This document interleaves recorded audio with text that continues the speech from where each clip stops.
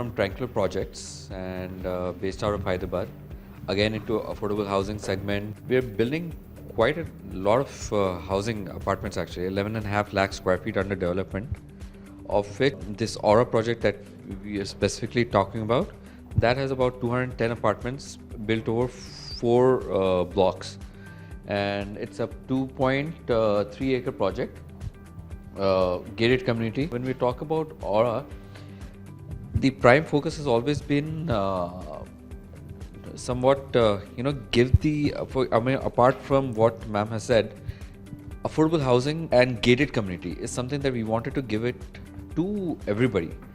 Normally, the segment in Hyderabad, especially, the affordable housing is not there. 2 BHK or 3 BHK, the costs are over a CR.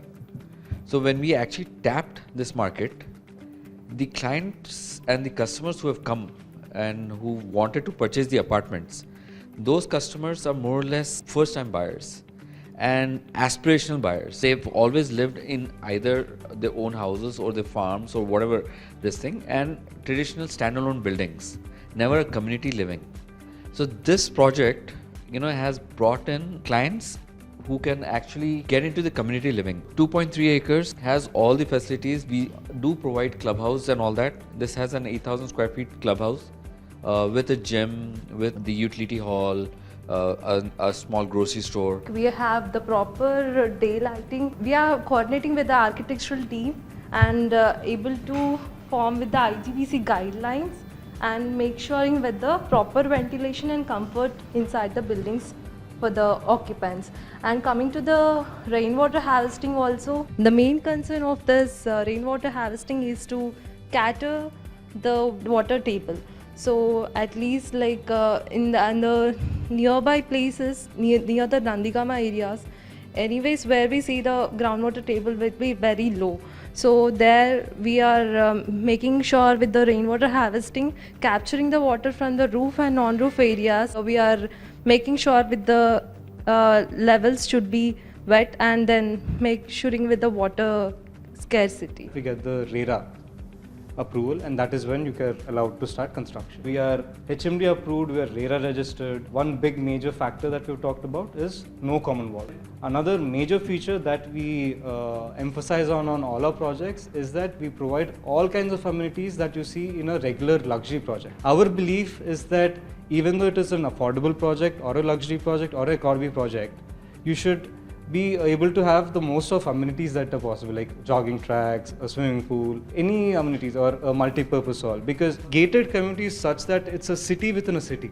That is the sort of mindset that we have when we're looking at it, because once a customer or once a resident starts living in this community, right, their kids grow there, they create their own lifestyle over there. Their community is their neighbors, the people who they stay with become their family. So we should be able to provide such amenities that they wouldn't need to get out of their community to go anywhere else. So we have any amenities that you can think of, like the grocery stores. It's a self-sufficient project. We try to avoid cellars as much as possible. That is a cost-effective method, as well as we are reducing the amount of soil excavation that we are doing. We already are preserving the topsoil that we are getting from here, but at the same time, we try to reduce as much excavation as we can. We believe in providing a very simple design. So the way this was designed is that we do not provide many options when it comes to how the layout is done. Like I said, again, Vastu is emphasized a lot within the project. So you see how the kitchen is always on the same side. So the kitchen is right here in the east facing as well as the west facing. So that is something that they are very particular with. We try to reduce the number of changes that we have. Again, we are slowly progressing toward a precast sort of a system. So we try to reduce the amount of complications or the number of integrities that are within the plan. So the simpler the plan, the easier for us to construct, the lesser the problems that we face. That is the mindset that we have, and that has been what we did in MPR. That's what we are doing in Aura as well.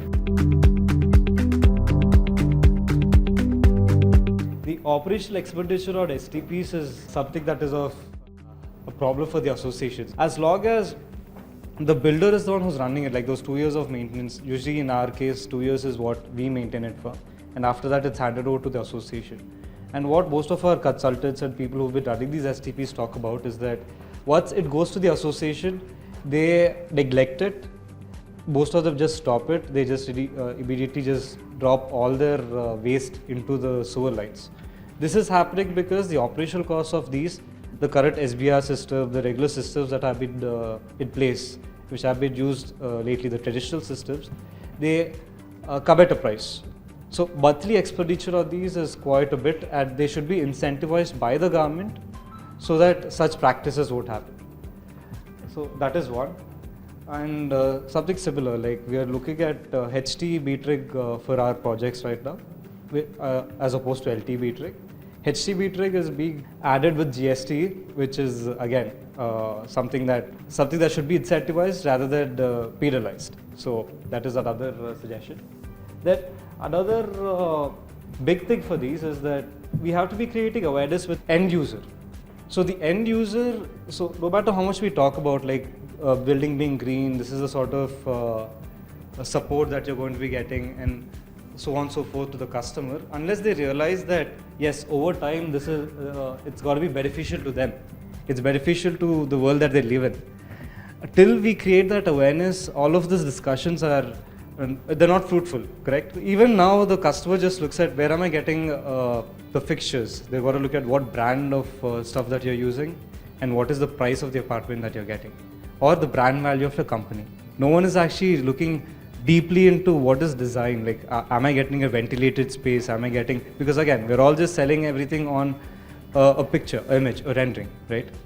So I really believe that we have to be creating a sort of awareness within our customers on what, like why are we striving so much to get these ratings, like why are we striving so much to get this silver or gold or platinum ratings, and why you will be happy to be like coming and staying in this community, like what are these features. And so I believe this has to be coming from the government and IGBC, where they should be providing this sort of awareness to the customers, or this has to become more of like something that comes from the grassroots level, right? Like our children should be studying about this already in schools. Like this has to be provided as part of their education, right? Like they should have a sense of ownership towards this sort of stuff. So that is a suggestion. Again, that is a far-fetched suggestion, but I think that is something that has to be done soon. Another huge challenge that we face in Hyderabad is that the planning according to Vastu and the customer demands. So again, like I said, Tranquilo is a company that we've established with the sole purpose of providing affordable homes.